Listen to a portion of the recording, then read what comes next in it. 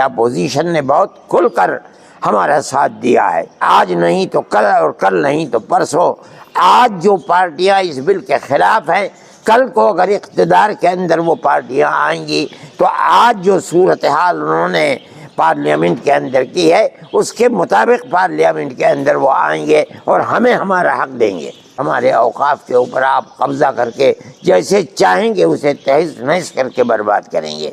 ہم آج کورٹ کے اندر چلے گئے اور ہم جہاں تک لڑ سکتے ہیں قانونی اعتبار سے ہم لڑتے رہیں گے، لڑیں گے۔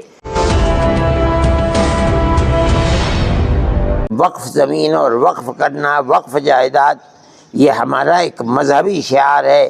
ہندوستان کے دستور نے ہمیں اپنے مذہب کے اندر آزادی دی ہے۔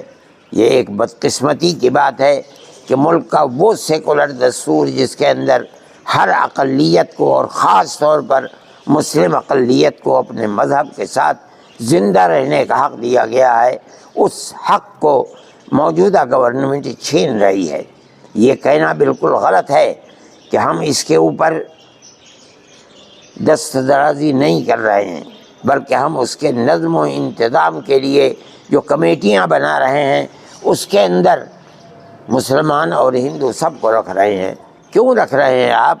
جو ہمارے مذہب کا مسئلہ ہے، ہم اپنے مذہب کے مسئلے کو خود نمٹیں گے۔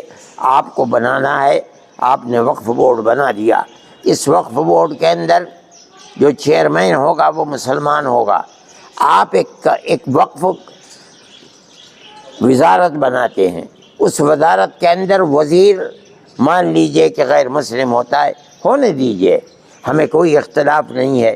آپ بناتے ہیں بنائیے، ہونا تو یہ چاہیے تھا کہ آپ وقف کی منسٹری بھی کسی مسلمان کو دیتے، لیکن نہیں دیتے۔ چلیے، لیکن وقف بورڈ کے اندر آپ کو دخل دینے کے لیے بے ایمانہ کہ آپ اتنی بڑی تعداد کے اندر اس میں غیر مسلموں کو لے آئیں جو ہمارے اوقاف کو جانتے نہیں، وقف کے مسائل کو نہیں جانتے، وقف کی اہمیت کو نہیں جانتے، وقف ہے مذہبی چیز یا نہیں ہے اس کو نہیں جانتے، وہ لوگ وقف کے اندر داخل ہوں گے تو اس کا مطلب یہ ہے کہ وہ ہمارے اوقاف کو کھا لیں گے۔ اس لیے ہم تو کھلے طور پر کہتے ہیں کہ اگر اوقاف کو اس ترمیم کے ساتھ جس کو آپ لے کر کے آئے ہیں اگر لائیں گے تو اس کا مطلب یہ ہے کہ اس کی مذہبی حیثیت کو آپ ختم کر دیں گے اور ہمارے اوقاف کے اوپر آپ قبضہ کر کے جیسے چاہیں گے اسے تہز نہز کر کے برباد کریں گے۔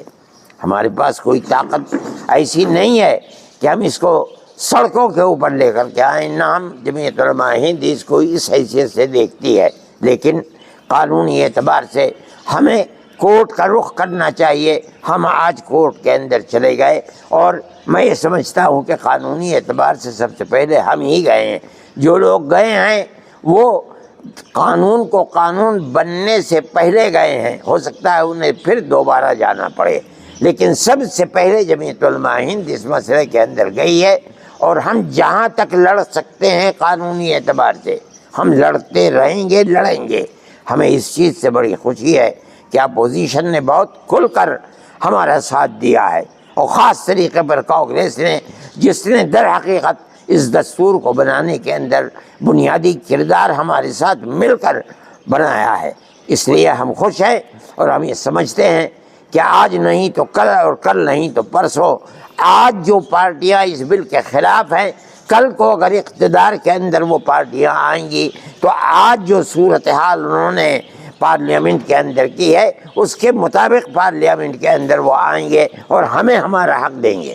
میں اس بات کے ساتھ اپنی اس بات کو عوام تک پہنچانا چاہتا ہوں کہ ہم کسی بھی مسئلے کے اندر سڑکوں کے اوپر نہیں آتے، اور ہم یہ سمجھ رہے ہیں کہ سڑکوں کے اوپر آنا مسلمان کے لیے مفید بھی نہیں ہے۔ ہماری لڑائی گورنمنٹ سے ہے، ہم کورٹ میں جاتے رہے ہیں، آسام کے مسئلے کے اندر کورٹ میں گئے ہیں، خود جو ملکی مسائل ہیں ان کے اندر گئے ہیں، اور ہمیں اللہ کے فضل و کرم سے سپریم کورٹ سے پورے حقوق ملے ہیں۔